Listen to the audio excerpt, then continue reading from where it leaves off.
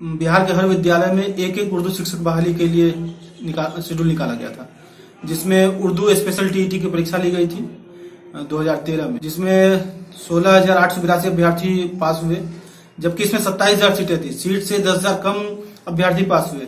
उसके बावजूद सरकार बहाली नहीं कर रही है। 2015 और 2016 में 2 बार कैंप लगा है, जिसमें 12,000 लोगों की बहाली हो चुकी है।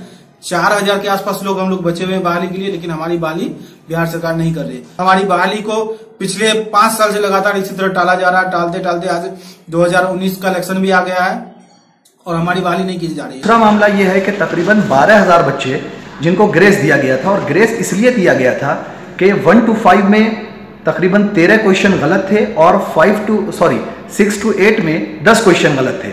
तो जब उसके बदले में सरकार ग्रेस नंबर देती है स्टूडेंट्स को, तो तकरीबन 12,000 बच्चे पास हो जाते हैं, और जब वो काट लिया जाता है तो ये 12,000 बच्चे फेल हो जाते हैं। अब मामला इसमें यह चल रहा है कि कभी हाई कोर्ट, कभी सुप्रीम कोर्ट, ये चीजें चल रही हैं, लेकिन इसका खमियाजा तालिब इल्मों को भुगतना पड़ रहा है। ये मामला सुप्रीम कोर्ट में चल रहा है। सुप्रीम कोर्ट की तरफ से इसका क्या नतीजा सामने आता है, इसका इंतजार हम लोगों को है।